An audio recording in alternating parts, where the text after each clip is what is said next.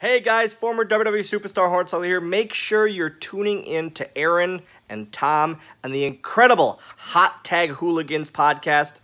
I know I will be. Take care. Lord help me, I just need some motivation. And I got tired of all these rumors and they hating. I feel my best when I'm worry free. Mama, don't you worry, ain't nobody hurting me. Yeah, Lord help me, I just need some motivation. Welcome everybody to the Hot Tag Hooligans Wrestling Podcast Show. I'm Aaron, that's Tom. Tonight, a very special guest, straight from the UK. It's Kiara. How's it going? It's going amazing. Lovely to meet you both. Absolutely. It's Father's Day weekend here in the States. So thank you so much for joining us on perhaps a weekend that you had something better planned. So how has your weekend been so far? It's been good so far. I bought a washing machine. Whoop, whoop. It's a Samsung washing machine, which means it's Wi-Fi enabled and it's going to send me notifications to my phone when the washing's done. So I am like freaking out with how good it's going to be. I've never had something this high tech in the house before. See, you sound like my wife. That would like make her weekend to have like a great brand new appliance somewhere. So what made you go with the Samsung version? The Wi-Fi and the Bluetooth that kind of goes along with it? Tech, so I've got a few smart lights, so I'm able to activate them with my voice, and I wanted something to connect to the phone. And also it has this special, now I'm not sponsored by Samsung, but it has a very special add wash feature. So you've got the regular door, which is a circular door, and when the washing cycle starts, it's locked, obviously. But let's say you dropped a sock, you left the top out, you left some trousers, a skirt, and you're like, oh no, now I have to wait 2 hours to wash this one garment, which I forgot. Now, you don't need to worry because there's a tiny little extra door called the add wash door. You press it and it opens, and you can add it to the wash while it's still washing. Wow. I don't think I've seen that featured on a US version of that. That's fancy. Yeah, that's fancy. So so we think that's fancy, but I did see something on TikTok, and this is totally wrestling related. Are air conditioning units not available in homes in the UK? It's a really weird thing, and it's a good thing you mentioned it. For some reason in the UK, even though we're quite an advanced country, like no one has air conditioning and everyone moans about it every summer. I'm actually planning on buying a little unit. They're only about 300, the little units, and then if you want a unit that actually goes into the wall, which is more energy efficient, that's about £700, which would probably be about $800, which, like, considering the efficiencies and the fact that everyone's working from home and I can't concentrate on office work in the heat. Like, I have a day job, I'm a data analyst, so I need air conditioning to be able to focus. And if we are going to be working from home, I think it's a good investment. So yeah, to answer your question, not many UK homes seem to have it. Yeah, I don't know how we would make it, because in our shoot job, Tom and I actually work at the same place in a shoot job, and our office right now has like no airflow hardly at all, and it's been temping around 90 degrees, so much so that we can't even stay in there longer, about 5 or 10 minutes without having to get up and take off. We just barely got like a little fan going now. And here in Kentucky and Indiana, it's very humid always in the summertime, and where it would get to about 106 degrees perhaps, as far as humidity goes. And so what is the highest temp in the summer months for you all that you all usually see? So it recently broke a record. I know it's in degrees Celsius, not in Fahrenheit, but it was about 38 degrees Celsius at the Cambridge Botanical Gardens. That's where they measured it. So not as hot as like it gets in Texas and other states, and probably where you are as well. But I mean, I've been to Florida. That's the only US state I've really been to, and it got very humid there.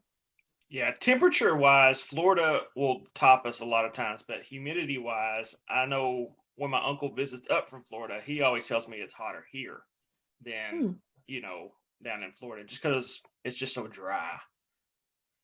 The climate between the states is so fascinating. Like, it's so different depending on what state you're in.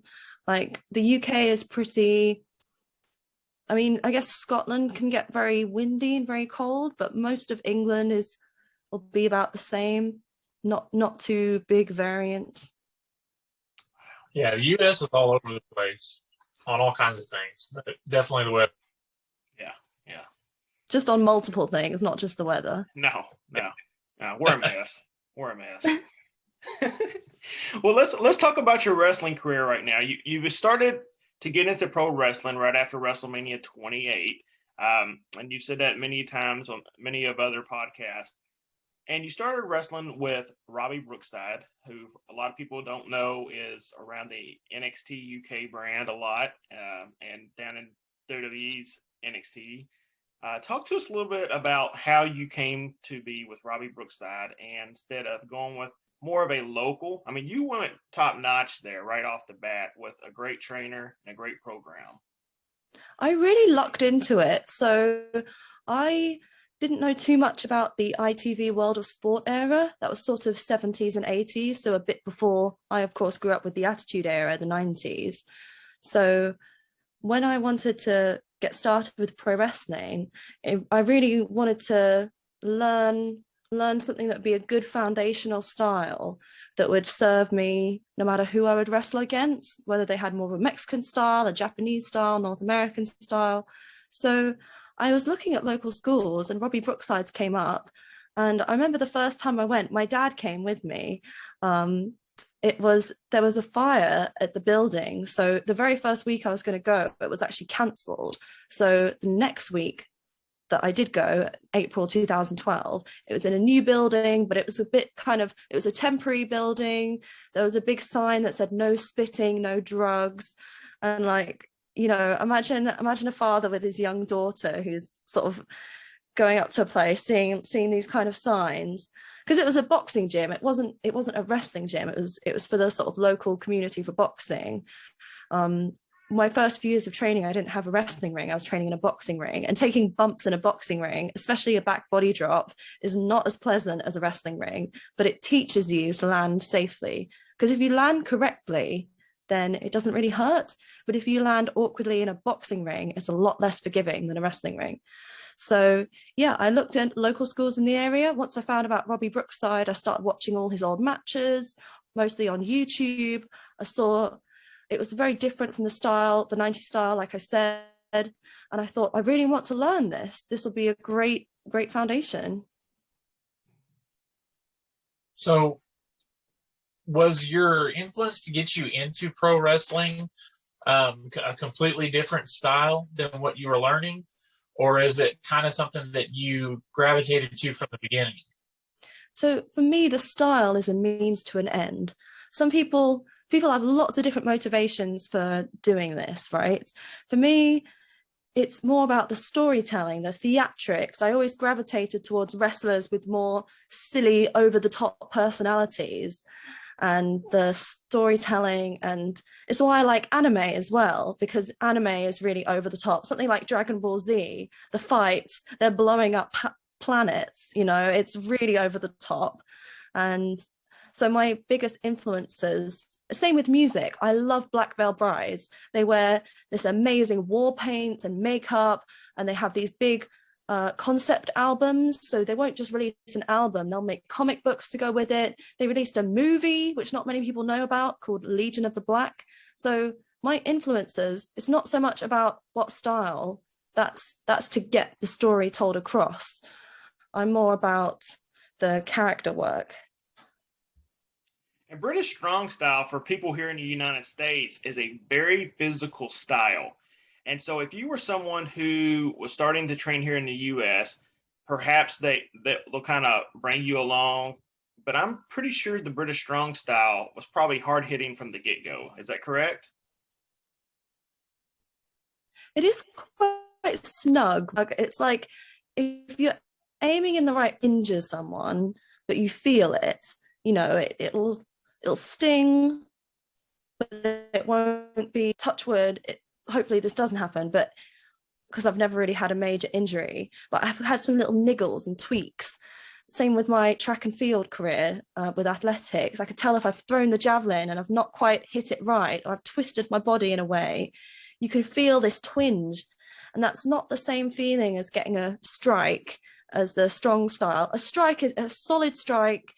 You feel it, but you've got the adrenaline, so it doesn't have that twinginess. You know, you can tell you've effed up when you feel like your knee, maybe you've overextended your knee and you think, oh, this isn't right. And that's usually if you do something wrong. Like I've never injured or been injured in the context of wrestling. So long may that continue. And during the early days, did you find it hard to keep pushing through, especially with such a rigorous training and putting your body through that? When also your sister also started joining the training as well, or did you find some kind of companionship in that, knowing that someone that you trusted and believed in was going through the same process as you? Yeah, I remember my very first bump, right? And that was probably the only time, because I remember getting a bit of a headache afterwards. I wasn't used to bumping. I remember the very first time I just had that thought in the back of my head, do I really want to do this? But that was the only time I've ever felt that. And I think that was my second ever day of training. So no, I kind of like the adrenaline of it all. And like you mentioned with my sister, Sarah Skylark, there is a lot of companionship, but also a lot of sibling rivalry. So we'll kind of push each other a bit. And part of the reason I love working with her is with the strong style, you can kind of lay it in a little bit more than you would. If you just met someone and you're going on a show with them, you might not be as snug. Whereas if it's your sister, you can just go for it, you know. Now, when the parents are in the audience, who are they rooting for, you or her? That is a really good question. So it depends who. Well, we tell them, look, whoever is the heel or the face, please try to stick to that. But they cheer for both of us. Even if one of us is the bad guy, they'll still cheer for us. That's good parents. Now, has there ever been any where they were scared or was like, I don't know if you guys should really be doing it? So recently at CPW, in the interval, the halftime, there's a few of us faces in the ring kind of doing photographs. So the kids will come up into the ring, they'll take photos. So my mum's calling from the audience because I'm selling my nose. She's like, are you okay? Are you okay? I'm not just going to turn to her and say, I'm absolutely fine. I kind of had to keep selling. And I could tell in her face, she looked so worried. And I wanted to say, it's okay, you know, it's entertainment. But I'm not going to break the illusion in front of everybody, am I? Oh, and there was also a drop kick once that it was from Neo, who's also called Ronnie Knox. Excellent drop kick, looked beautiful. It was like a feather, like you could barely feel it, but her timing was excellent. And my dad was convinced she'd broken my jaw. Hey, I mean, that just job. You mentioned a beautiful drop kick. And one thing about British wrestling is they really focus on the technique of wrestling instead of more of the character works. Later on, it seems like that they push the actual wrestling first, and then the character development starts to come a little bit later. Do you feel that whenever you're prepping? Yeah, so something I've noticed compared to the North American style is so much is if we're working a body part, we'll really take our time with it. So you'll see with Pete Dunne, if he's working the hand and working the fingers, he'll really labor over them, and he'll what's the word? He's sort of like a master craftsman. And when he's putting, see that he's telling the story. So it's always, you are still doing the character work, but it's through the medium of the moves, of the grapple aspect of the wrestling. Now, I love a good armbar. There was a photo recently from my match with Leonie Rose on UK Wrestling, UKW, and they just caught the moment perfectly. I can send it to you, and I'm really proud of that armbar because it looked great. My face, I'm smiling because I've got her in the move. She's selling, and so it's kind of a marriage of the character work and the technical work together. Now, talking about the character work, and you mentioned that you love the over-the-top characters. what are some of your favorite over-the-top characters that have really influenced you? That's a really thing because there's so many. Sure, cool. Fun. So especially like the DX, the whole DX storylines I found hilarious. And there's this one clip on YouTube where he's like, "Buddy, what's your name?"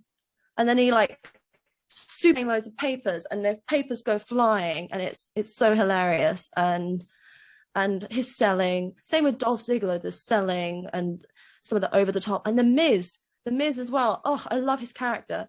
For some of the women, AJ Lee, you've got these beautiful women who are so talented, and I'm really digging Naomi. And I'm also a lot of people really criticize Eva Marie, but I think brand and a strong persona, sort of the criticism is unwarranted, because there was a time, and I can't remember which WrestleMania this is, but she got the biggest boo when she came out, right? I think it was like a 6-on-6 multi-woman tag match, and she got the biggest reaction of all the women that night, and everyone was booing her because they just love to hate on her. But it's that over the top kind of, people love to hate her, that you gotta admire it. She is definitely polarizing. I agree. It's just always tough sometimes with WWE, because sometimes I don't think they fully know what they're doing with somebody, and it doesn't always turn out how I think they want it to. It'll be interesting to see what they do with her. Yeah, I hope it goes well. I know with Emma, unfortunately, they were shooting for this storyline of the glamorous diva, and then they kind of dropped her, which was a big disappointment. So I really hope with Eva they kind of commit to it and give her a nice long run. Now, WWE is a place that you have on your radar mentally, I know for sure. And one of the things that you did to prepare for that is actually go to the University of Cambridge to get your degree, because you were told that, hey, this would look great on a resume. And you're here lately, every time we seem to have someone on from the UK, it does seem like an education is pushed as far as helping you all further your career. We're here in the States. Yes, I know people would want you to get your degree and stuff like that, but a lot of the pro wrestlers around here don't ever think about that. Well, I just think back to an article from Jim Ross, and he was saying how the WWE want ambassadors for their brand. And I remember at the end of first year university, struggling with the exams, struggling with the pressure and the workload, and thinking, just for a moment, thinking, do I want to do this? Do I want to do university? And the main thing that kept me going through the exams was WWE, thinking that as an end goal, and thinking, what an amazing thing to stand out from the crowd. I mean, I remember when they had David Otunga, one of the original Nexus members, they'd always say he's from Harvard, he's first from Harvard, fantastic, and they'd always lead with that. And I thought that was quite inspiring. And also, I'd recommend for any young, especially young girls who are thinking of doing this, I'd always recommend having a degree as a backup. So if, touch wood, this never happens, but if you do have a career-ending injury, something you can fall back on, even something like, if you can't get a degree, because degrees are expensive, like learn how to code. There's free online tutorials in coding. And if you find that you take to coding, then you can have a skill that you can fall back on that's going to be future-proof. So you've got to future-proof yourself, really. Yeah, Molly Spartan's one of my favorite people. And, she's in my book, and we've had her a guest on the show here. And she kind of backdoored into pro wrestling, as far as she knew that she wanted to be in pro wrestling, but she didn't believe, that the promotions would look at someone of her stature as far as being marketable and the push. So she went and got all the television degrees and worked her way into the promotions that way. What are your degrees actually in your education? So my degree is in the natural sciences. So it's a bit different to Oxford. If you want to do physics, chemistry, biology at Oxford, you do them as separate. They're all very separate studies. Whereas at Cambridge, they're all kind of smushed together. So you can take modules, you can pick coursework from each one. So I kind of specialized in chemistry and biology, and I was really interested in neuroscience, so how the brain works, basically. So that's sort of not really got much to do with my day job now, which is more about coding, but it's sort of being able to show that you're good with numbers, I guess. Oh, I mean, it's amazing that you've already basically got the next step of your life planned out if something was to happen. And like you said, a lot of talent, they don't think about that. They go all in with all their chips, and then when something happens like a COVID and the world shuts down, then they're stuck trying to figure out what's their next move. So kudos to you for jumping out ahead of that. That's amazing. Thank you. Now, one that is getting better and better with the WWE is they seem to be branching out and bringing in talent from all over the world. So for someone like you over in the UK, how inspiring is it to see some of these talents that they're actually bringing in, whereas in the past we didn't really see that much? Well, they're doing tryouts all over the world now. I believe they've had tryouts in Germany. I think they're doing a tryout in India. They've done one in the Middle East. I don't think it was Dubai. It may have been somewhere like the United Arab Emirates. But yeah, it's super inspiring because there's talent across the world, and I think it shows that it shows the longevity of WWE. I'm such a WWE fangirl, I'm sorry. Like, I know that there are amazing other promotions like AEW and Ring of Honor, but I always come back to WWE because they put so much effort in their developmental, and seeing the UK Performance Centre open up, that's somewhere I want to be. And I'm sure they're going to be opening up other performance centres throughout the world. I believe there's only two. I think it's only the Florida Performance Centre and the UK Performance Centre so far, but hopefully they open up some more soon around the world. And I think there's no reason why they can't have new products and new brands that are centered in the language of their origination. Is that the right word? In different languages, because it's such a globally recognized form of entertainment. Loves a good fight, right? You can all kind of relate to it. Yeah, everybody always talks about the WWE, but that's everyone's mostly their first, drink of the Kool-Aid is WWE, because of the fact that, for the longest time there wasn't an AEW, and we went so many years with this new generation of that's all they had was WWE. And New Japan wasn't available here in the States unless you were very into pro wrestling and able to track it down. So outside of the WWE, though, do you have plans as far as maybe traveling Japan or traveling maybe down to AEW if that was given the opportunity as well? I think my short-term plans would be Germany. There's a promotion called XW Germany. I think I said it right. Or is it WXW? Got it slightly the wrong way around. But I speak a little bit of German, so that kind of makes sense. And being a massive anime nerd, got to go to Japan someday. And if I could be booked to wrestle in Japan and expense those flights and do some work in Japan and also see the country, like, I would be, I'd be struggling to contain myself, is all I can say. What do you feel is something that Kiara still needs to work on? I think Kiara needs to learn more styles. Good at the British style, pretty good at the North American style. I'd love to learn some lucha style. I'd love to broaden my repertoire, so to speak, even further, so that I could wrestle.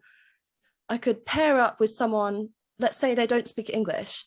Let's say you've got 5 minutes before you're supposed to be on together. I'd love to be able to work with anyone around the world and have that breadth of knowledge. And I think that's something that I think is going to be my goal in the next 5 years. And who would be your dream opponent as of this moment? Maybe Nina Samuels. She's very talented.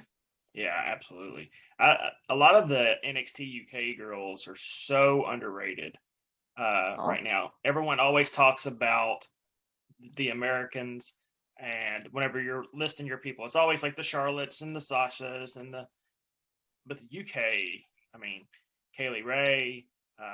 Mhm. You look at even someone like Jenny, who's been around. Amazing women talent that don't get the credit that they deserve. Robbie Brookside's daughter, Zaya Brookside, another amazing talent. It's just, I think some might think it's like competition, but I think it's having other talent. It just builds each other up, you know. Having other amazing women to work with is only going to elevate yourself. Yeah. Before we let you go, tell everyone where they can find you on social media and merchandise. So you can find me on Instagram and Twitter. It's spelled Kiara, Kiara _wrestler. So Kiara _wrestler. And my YouTube is Kiara space wrestler. That's the same with my Facebook. So Facebook and YouTube, Kiara wrestler. Instagram and Twitter, Kiara _wrestler.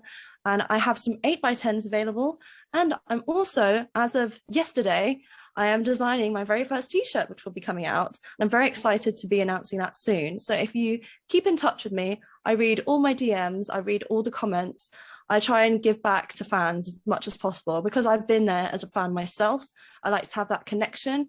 So you can see vlogs behind the scenes at shows. You can see what I'm up to in my daily life. I really like to post interesting, engaging content. Awesome. As soon as that t-shirt drops, definitely let us know and we'll retweet that all across the US for you. Definitely. Thank you so much. Absolutely. Thank you so much for joining us today. I greatly appreciate it and all your time. Much success to you. Hopefully COVID's starting to dwindle down and everyone's careers can start skyrocketing, and we wish you the very best. Thank you. It's been a pleasure speaking to you both. Absolutely. For everyone out there, hopefully everyone was able to have a great Father's Day weekend. And able to stay safe doing so. We appreciate everyone, and we'll see y'all later in the week.